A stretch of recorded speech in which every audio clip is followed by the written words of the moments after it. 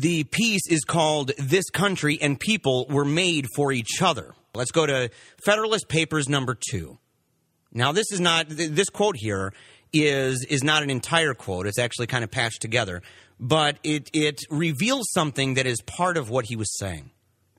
It's basically this: calm and mature inquiries and reflections must ever precede the formation of a wise and well-balanced government for a free people.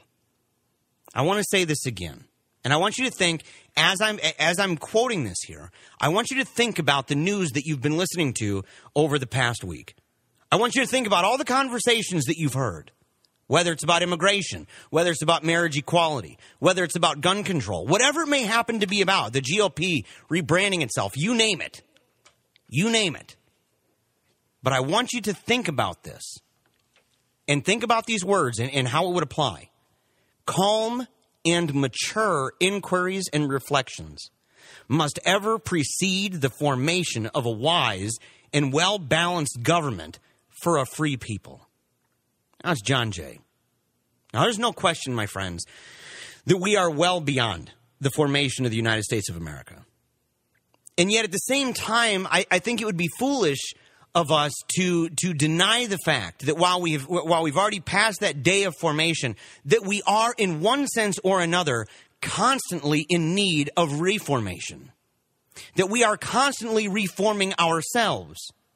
That we're growing, that we are becoming something as much as we are being something.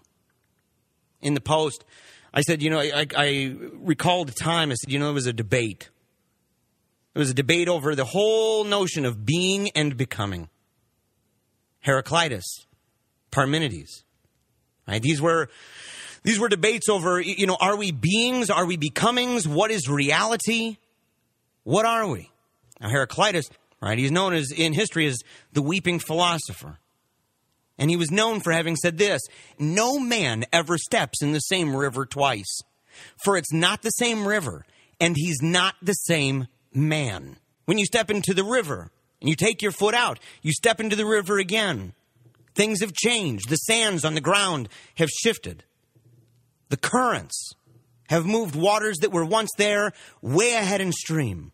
So in one way or another, he was right about the idea of becoming. It's the same with this country.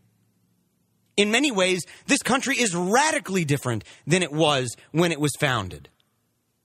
Now let's go back. Let's go back and try to frame this, right? John Jay, sticking with John Jay.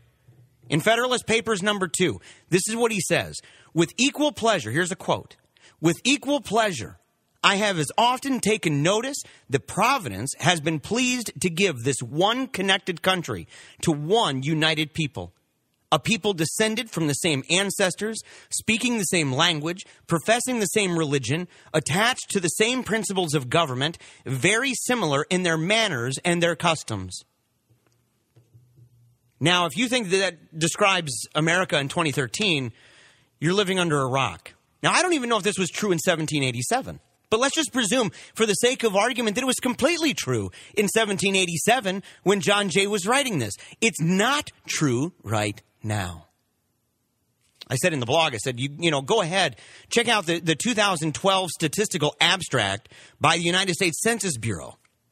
Find out what it says. Just look at population alone. In 1790, that's the first year that the census was taken. The U.S. population at that time, a whopping 3,929,000. How about in 2012? Where are we at now? The U.S. population, 313,914,040. If we grant that what John Jay said in 1787, if we grant it is true, then we have to admit at least one thing.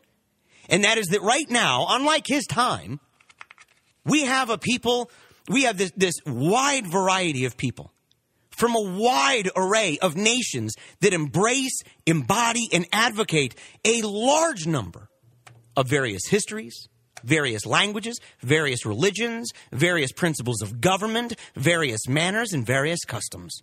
So I said, when we talk about policies, when we decide on various matters, you've got right now, once again, marriage equality, gun rights, affirmative action, healthcare, education, trade and labor. regulation in the environment, media ownership, any matter for that matter. We have an obligation in this country to strike the balance.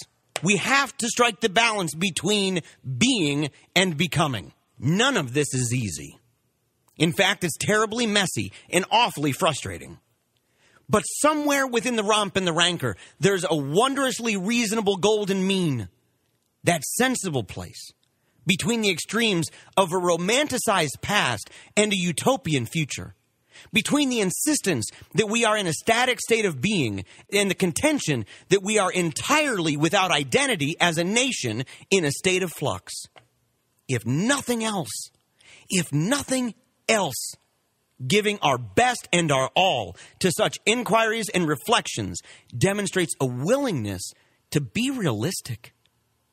To accept that while we may not be one united people in the jot and the tittle, we're desirous of such dispositions and policies that allow us to say, along with John Jay, this country and this people seem to have been made for each other.